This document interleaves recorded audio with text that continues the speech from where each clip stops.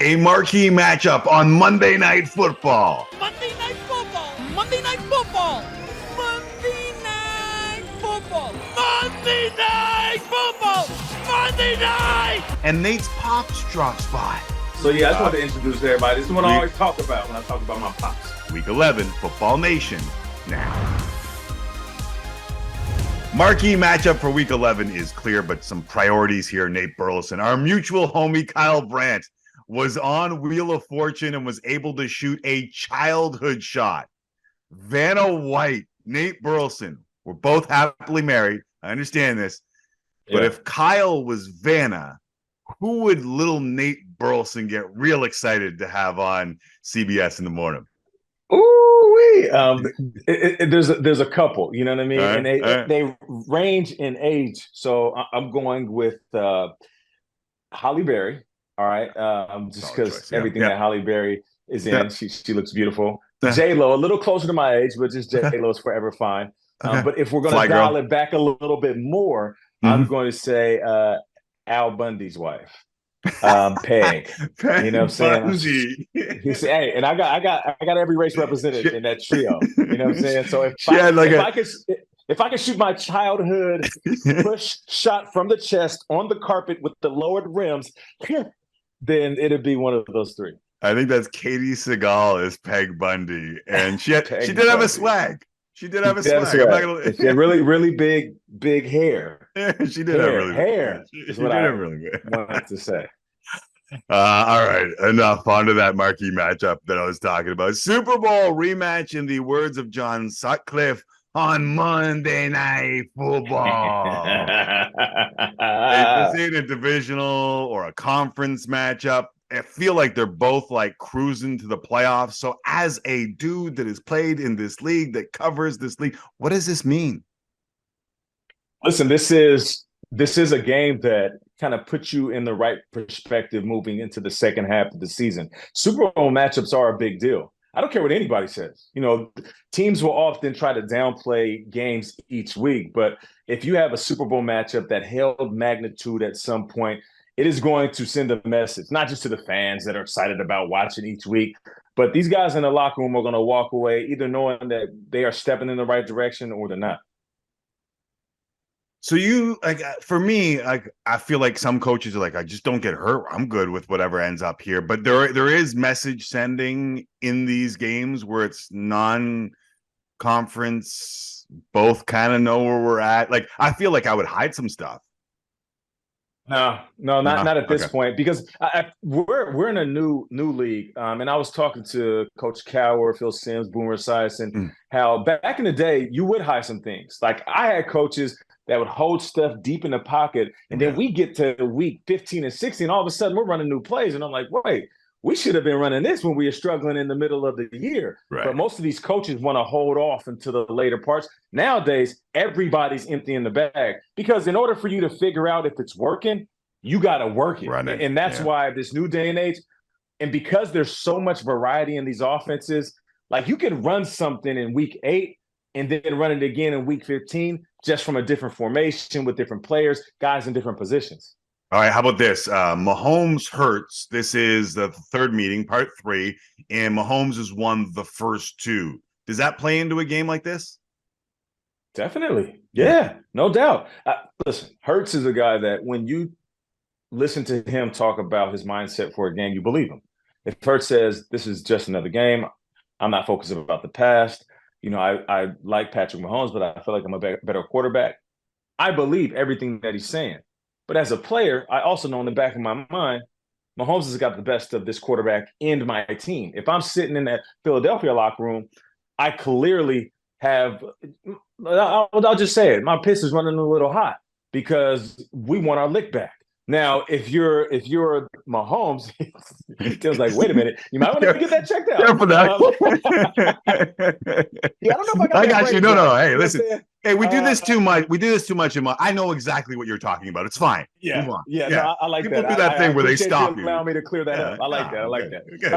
But you know, in Mahomes, on the flip side, they understand that they were the better team.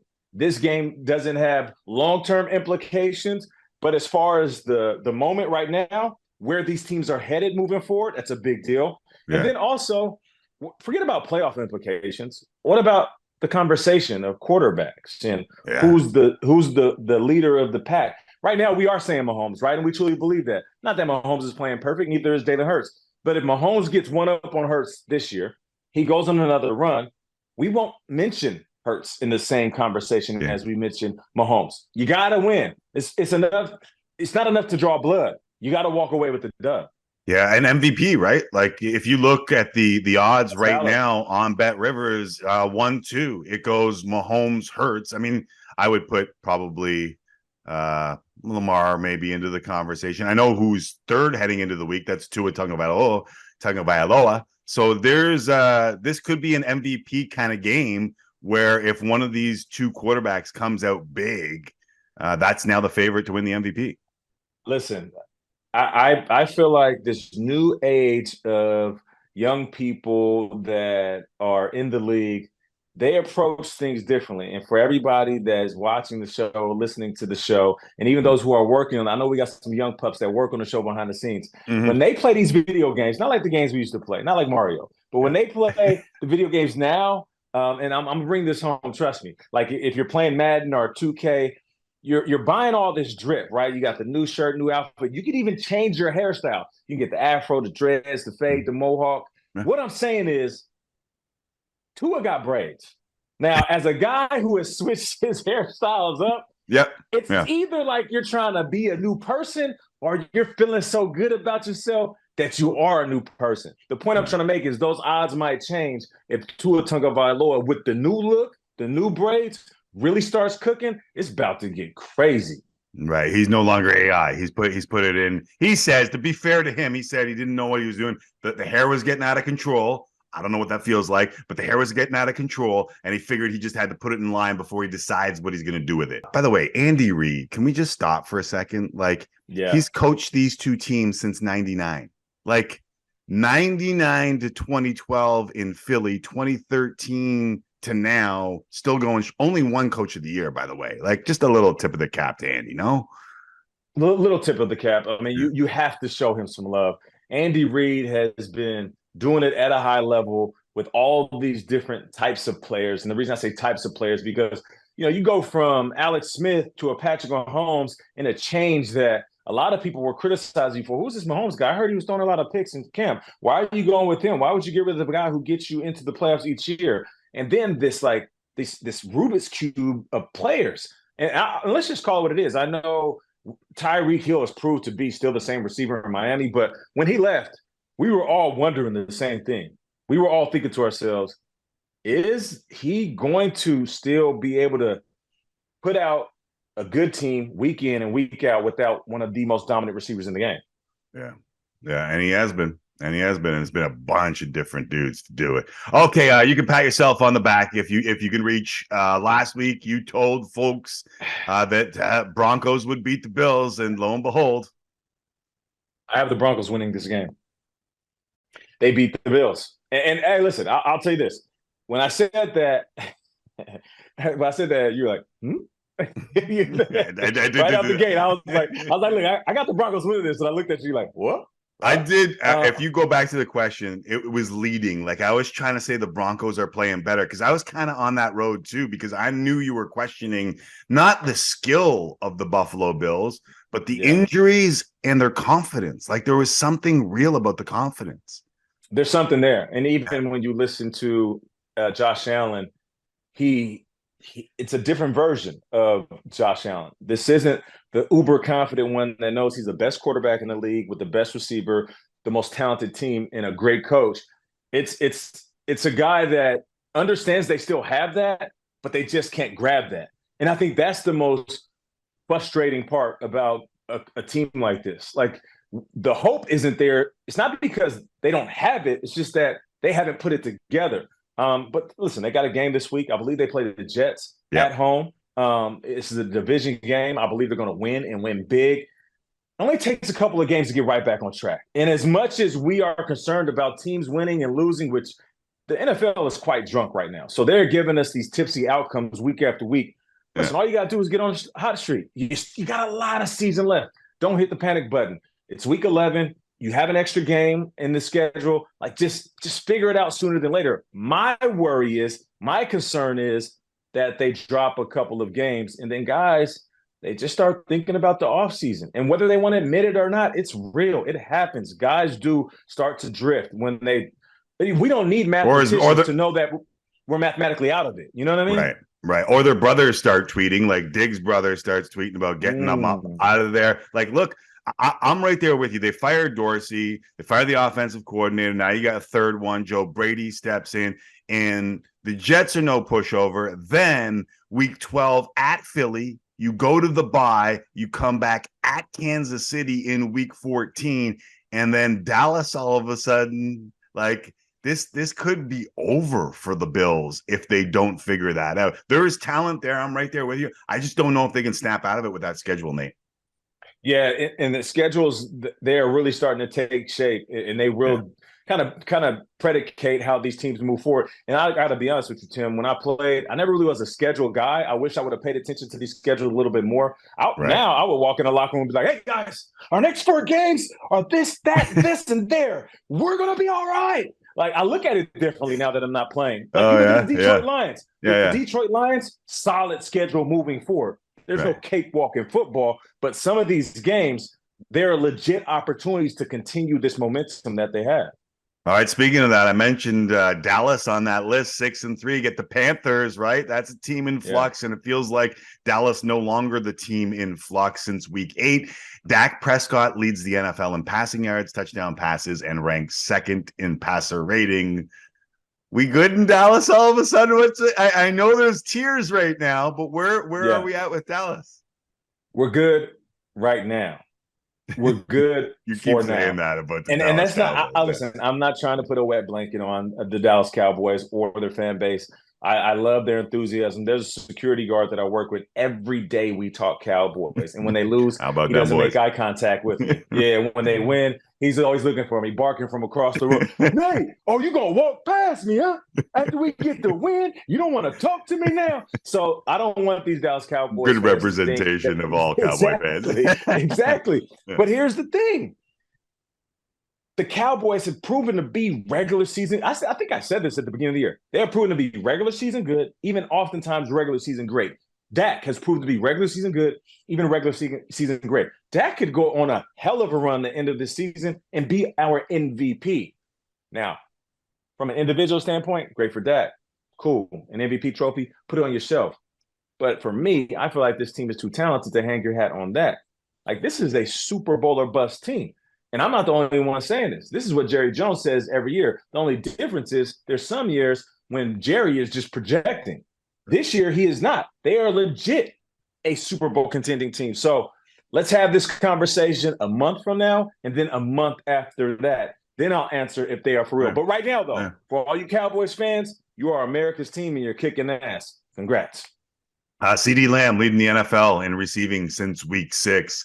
If I had to give you a top 3 receivers in the league.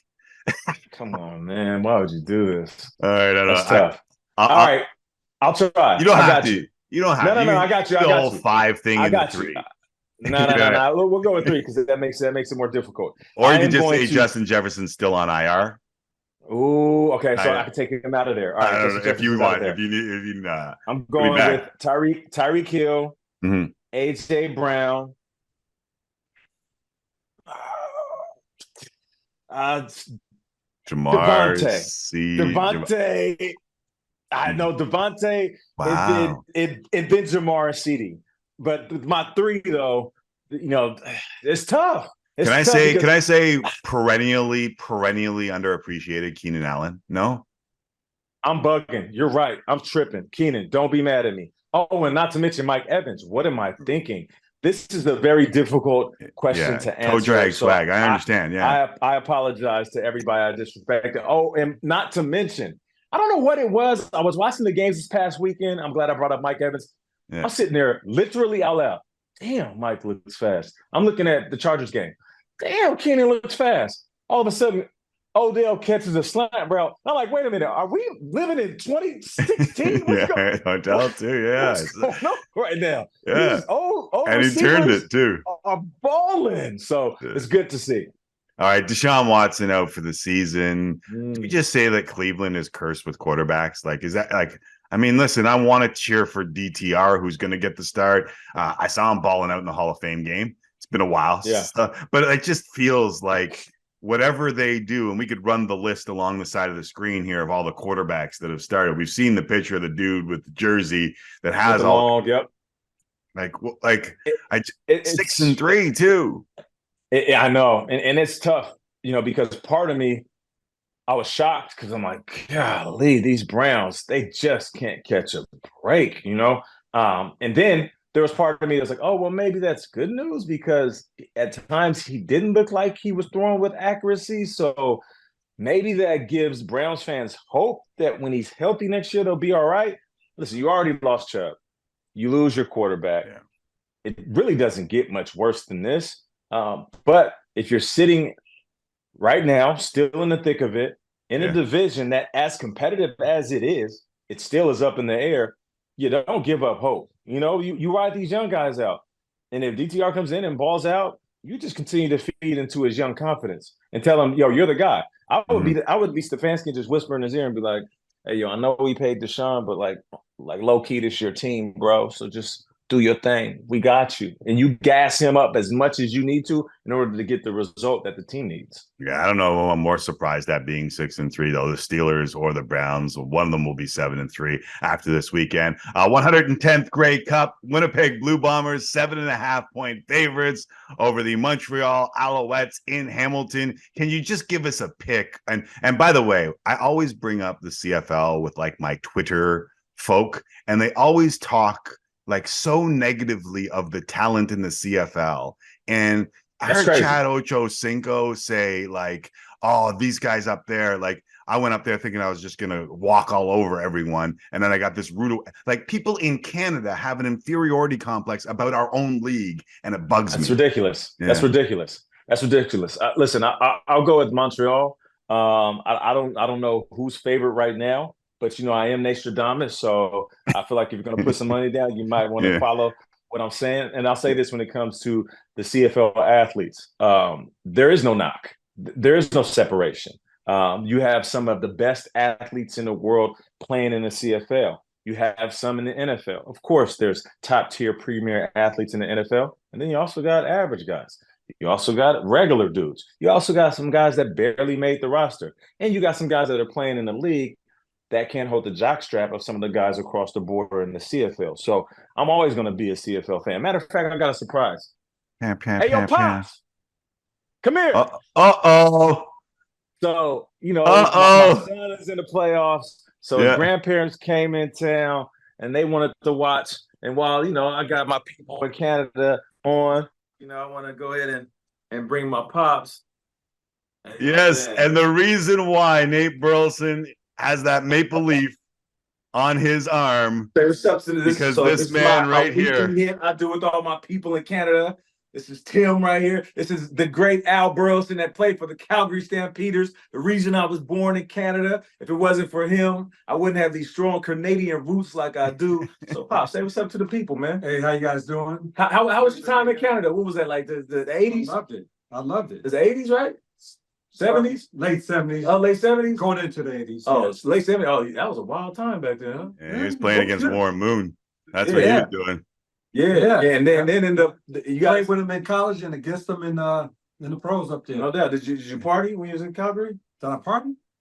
We had a little bit, but all right, my bad. I want to get you caught up, man. My bad. Football. It was football. I was there for football. I don't want to get you in trouble, man. We got mom over there in the kitchen, man. We did have fun out there. We have fun, Okay. I don't want to get you in trouble, man. You're gonna be sleeping on the couch tonight. No. I like Banff, Lake Louise, all that up there. Okay. Oh, look at it.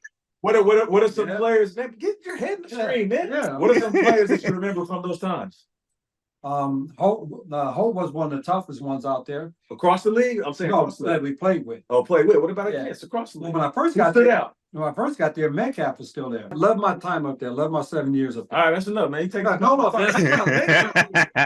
Now we know. Nice to meet you. Now we know where you got the gift of gab from. I know exactly. All right, so then I got to close with this, Nate. What's up? We're all around Canada, and Sandy wrote in, and we were talking about a couple weeks ago. We were talking about Halloween candy, and the Canadian Candy Care Package is on its way. It's coming, but you brought up Canadian Clear, and I had no idea what you were talking about. Sandy wrote in and said Nate was talking about Clearly Canadian. Clearly Canadian.